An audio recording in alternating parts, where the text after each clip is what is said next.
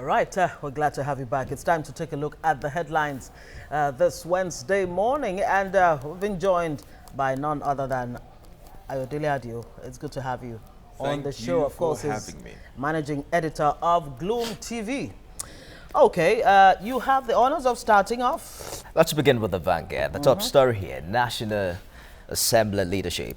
Saraki, Dogara stay as APC, PDP senators opt for truce.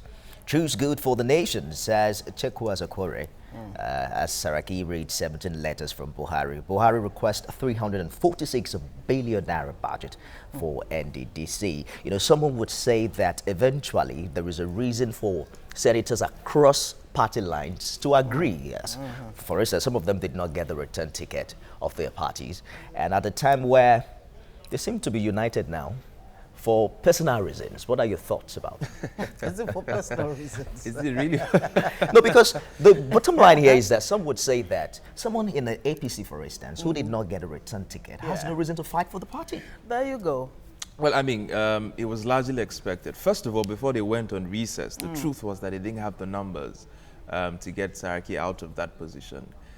They got in the worst position after they conducted an exercise over the past weekend, which was everything but a credible primary election. An election even where you had the wife of the president who had to publicly lambast what she considered a charade. In that regard, you would expect that a lot of people would have been aggrieved and nobody was going to go to battle for you. They just have 4 or 5 months in the Senate for some of them that lost out considerably, and so they are just going to consolidate. Yeah, maybe that's what they've just exactly. realized. So They've just woken up to the fact that look, why shake the table anyhow? Anyway, and upturn the cards. We'll soon be all out of here. Exactly. You know, might as well just get to it. Let's at least even deliver some level of governance before we're out of here. It's good news that we didn't see some chairs. Well, I'm not sure the chairs. I think the chairs are now bolted to the ground. so you it's can't easy throw to them figure if that's out. what it takes. Well, back to the front page of the Vanguard. As NAS resumes, of course, some legislative aides also protested their unpaid allowances to the tune of about 5 billion naira. APC primaries, aspirants and last-minute rush to beat deadline. Protesters say Oshomola is wicked. 2019, PDP zoned vice presidential slot to southeast. That's from Ben Obi. Why Atiku must pick vice from southwest. That's another chieftain saying that this morning. APC attacks Saraki over performance at PDP convention. Address your crisis, Saraki replies APC, as PDP dumps Tambua as Sokoto governorship candidate. Interesting, isn't it? A very, very interesting one. You can't eat your cake and at the same time have it. Isn't that what they're saying? Okay, Ayodele, I wonder if that's what you would say to that. But yeah, very quickly, before we move on to the next He took a risk, knew what he was getting into when he decided to go for the presidential primaries. I think what these primaries did was to succeed in demystifying quite a number of people. Don't you think? Yeah, here's the thing about primary election, especially when you're going to be using a delegate system.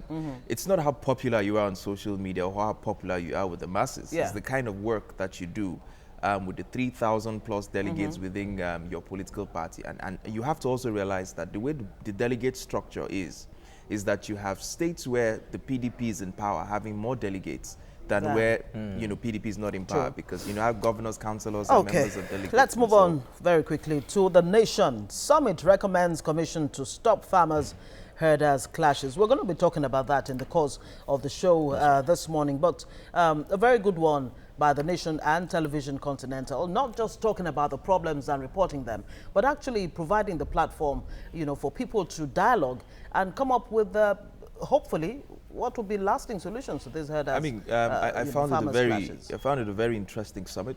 Something I followed, and the ideas that were professed there were quite brilliant. Yes.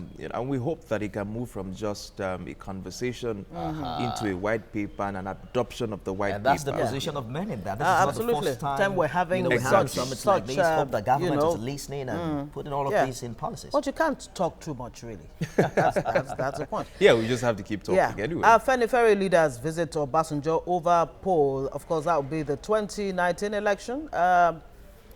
They're saying that it was a return leg. Obasanjo had visited them, and they were visiting him. And very soon, according to Afenifere, they will come out with who they'll be supporting yeah. come 2019. Ex-Airways staff to get 22.6 billion naira next week. Some people are already reading a whole lot of meaning to it. All these funds that are being released now. Yeah. I mean, if you were a retiree who hadn't gotten payments in 15 years, and you know, a government decides to pay you, it doesn't matter to you whether he's paying you on a day of election or a day after election. What's important is you're being paid. You're being paid, and that's about it. And Buhari seeks approval for 2.79 billion euro bond. Buhari Atiku camp step up attacks over 2019 poll. Well, what Nigerians really don't want to see, what they're not interested in, is personal attacks. Nigerians want to hear what you will do to move the nation forward. Let's talk about the issues. A lot of people have been saying, you know, issues of restructuring, for example, will determine who will emerge in 2019. I must be very honest with you. Yeah. I was a little excited, you know, when you know, Atiku clinched the ticket because I believe that it will be a contest of ideas. The man has consistently put his ideas in public, and it will be a contest of ideas, and so let the best idea win. Let's move on to the front page of the Daily Trust. Hopefully we'll get a presidential debate this time. The big story here, Senate raises panel over 16 bills rejected by Buhari. Why I declined assent by President. 2019 Atiku's emergence as PDP candidate shocks Obasanjo. Buhari nominates Ayodele as EFCC scribe. Nigeria, South Africa, Angola drag down Africa's growth prospects. That's according to the IMF. From the IMF. Well, not too much to talk about here, except the fact that... Obasanjo was shocked? Yes. And the interesting thing also is that he's saying that Nigeria needs a president who understands the economy. Yeah. So I'm wondering if he's referring to the man who allegedly has employed about 50,000 people in his private venture. Is it an about turn on his part? The way I see it, you know, President Obasanjo, whatever influences he has one vote. You know, has a right, you know, to his opinion, and you also have a right to your opinion. Absolutely. And so do I. And but so you don't want to compare my opinion with Obasanjo's opinion. Why do you think so? Well, that's a carries question. a whole lot of weight. Okay, to the punch now, I guess. EFCC sets up special team to grill Fayose over corruption charges.